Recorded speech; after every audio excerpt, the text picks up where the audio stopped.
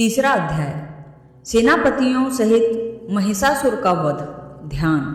जगदम्बा के श्री अंगों की कांति उदय काल के सहस्त्रों सूर्यों के समान है। वे लाल रंग की रेशमी साड़ी पहने हुए हैं। उनके गले में मुंडमाला शोभा पा रही है। दोनों स्तनों पर रक्त चंदन का लेप लगा है। वे अपने कर कमलों में जप मालिका, विद्या और अभय तथा वर नामक मुद्राएं धारण किए हुए हैं। 3 नेत्रों से सुशोभित मुखार बिंद की बड़ी शोभा हो रही है।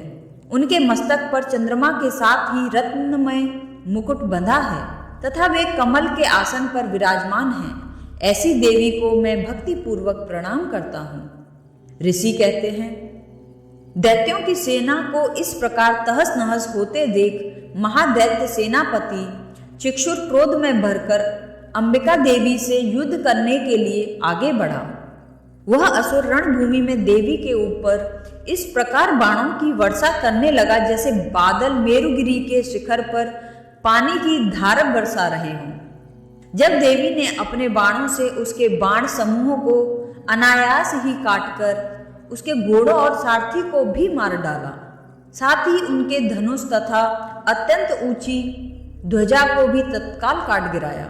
धनुष कट जाने पर उसके अंगों को अपने बाणों से बींध डाला। धनुष, रथ, घोड़े और सारथी के नष्ट हो जाने पर वह असुर डाल और तलवार लेकर देवी की ओर दौड़ा। उसने तीखी धार वाली तलवार से सिंह के मस्तक पर चोट करके देवी की भी बाईं भुजा में बड़े वेग से प्रहार किया। राजन, देवी की बाह पर पहुंचते ही वह तलवार टूट गई। फिर तो क्रोध से लाल आंखें करके उस राक्षस ने शूल हाथ में लिया और उसे उस महादैत्य ने भगवती भद्रकाली के ऊपर चलाया। वह शूल आकाश से गिरते हुए सूर्यमंडल की भांति अपने तेज से प्रज्वलित हो उठा।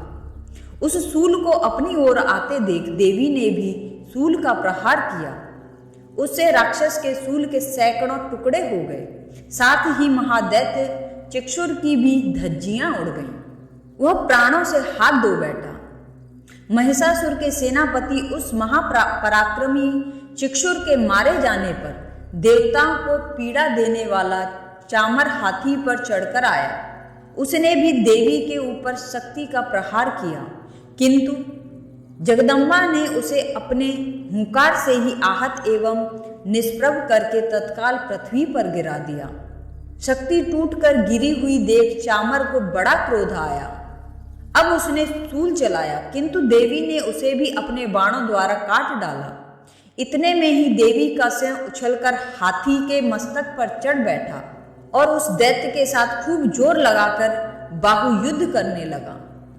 वे दोनों लड़ते लड़ते हाथी से पृथ्वी पर आ गए और अत्यंत क्रोध में भरकर एक दूसरे पर बड़े भयंकर प्रहार करते हुए लड़ने लगे। तदनंतर सिंह बड़े वेग से आकाश की ओर उछला और उधर से गिरते समय उसने पंजों की मार से चामर का सिर धड़ से अलग कर दिया। इसी प्रकार उदग्र भी शिला और वृक्ष आदि की मार खाकर रणभूमि में देवी के हाथों से मारा गया तथा कराल की दांतों, मुक्कों और थप्पड़ों की चोट से धराशायी हो गया।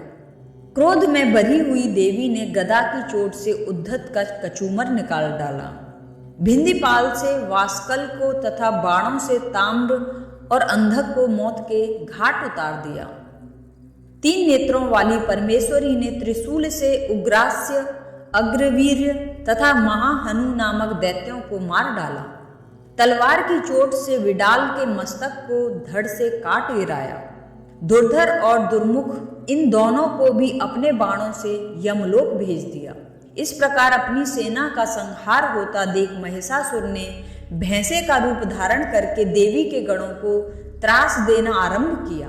किन्हीं को थूतन से मारकर, किन्हीं के ऊपर खुरों का प्रहार करके, किन्हीं किन्हीं को पूंछ से चोट पहुंचाकर, कुछ को सींगों से विदीर्ण करके, कुछ गणों को वेग से, किन्हीं को सिंहनाद से, कुछ को चक्कर देकर और कितनों को निश्वास वायु के झोंके से धराशायी कर दिया।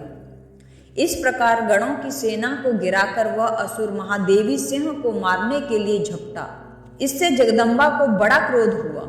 उधर महापराक्रमी महिषासुर भी क्रोध में भरकर धरती को खुरों से खोदने लगा तथा अपने सींगों से ऊंचे ऊंचे पर्वतों को उठाकर फेंकने और गर्जने लगा। उसके वेग से चक्कर देने के कारण पृथ्वी क्षुब्ध होकर फटने लगी। उसकी पूंछ से टकराकर समुद्र सब ओर से धरती को डुबोने लगा। हिलते हुए सींगों के आघात से विदीर्ण होकर बादलों के टुकड़े टुकड़े हो गए। उसके श्वास की प्रचंड वायु के वेग से उड़े हुए सैकड़ों पर्वत आकाश से गिरने लगे। इस प्रकार क्रोध में भरे हुए उस महादैत्य को अपनी ओर आते देख चंडिका ने उसका वध करने के लिए महान क्रोध किया। उन्होंने पास फेंककर उस महान असुरों को बांध लिया। उस महासंग्राम में बंध जाने पर उसने भैंसे का रूप त्याग दिया और तत्काल सिंह के रूप में वह प्रकट हो गया। उस अवस्था में जगदम्बा ज्यों ही उसका मस्तक काटने के लिए उद्यत हुई, त्यों ही वह खड्गधारी पुरुष के रूप में दिखाई देने लगा।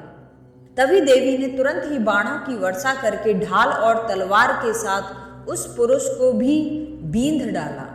इतने में ही वह महान गजराज के रूप में परिणित हो गया तथा अपनी सूंड से देवी के विशाल सिंह को खींचने और गर्जने लगा। खींचते समय देवी ने तलवार से उसकी सूंड काट डाली। तब उस महादैत्य ने पुनः भैंसे का शरीर धारण कर लिया और पहले की ही भांति चराचर प्राणियों सहित तीनों लोकों को व्याकुल करने लगा। तब क्रोध में भरी हुई जगन माता चंडिका बारंबार उत्तम मधु का पान करने और लाल आंखें करके हंसने लगी। उधर वह बल और पराक्रम के मद से उन्मुख हुआ राक्षस गर्जने लगा और अपने सींगों से चंडी के ऊपर पर्वतों को फेंकने लगा। उस समय देवी अपने बाणों के समूहों से उसके फेंके हुए पर्वतों को चूर्ण करती हुई बोली। बोलते समय उनका मुख मधु के मद से लाल हो रहा था और वाणी लड़खड़ा रही थी। देवी ने कहा, ओ मूढ़, मैं जब तक मधु पीती हूं तब तक तू क्षण भर के लिए खूब गर्ज ले। मेरे हाथ से यही तेरी मृत्यु हो जाने पर अब शीघ्र ही देवता भी गर्जना करेंगे। ऋषि कहते हैं, यों कहकर देवी उछली और उस महादैत्य के ऊपर चढ़ गई। फिर उसने पैर से उसे दबाकर उन्होंने शूल से उसके कंठ में आघात किया। उनके पैर से दबा होने पर भी महिषासुर अपने मुख से अभी आधे शरीर से ही वह बाहर निकलने पाया था कि देवी ने अपने प्रभाव से उसे रोक दिया।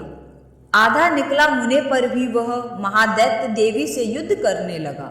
तभी देवी ने बहुत बड़ी तलवार से उसका मस्तक काट गिराया। फिर तो हाहाकार करती हुई दैत्यों की सारी सेना भाग गई तथा संपूर्ण देवता अत्यंत प्रसन्न हो गए। देवताओं ने दिव्य महर्षियों के साथ दुर्गा देवी का स्तवन किया। गंधर्व राज गाने लगे तथा अप्सराएं नृत्य करने लगी।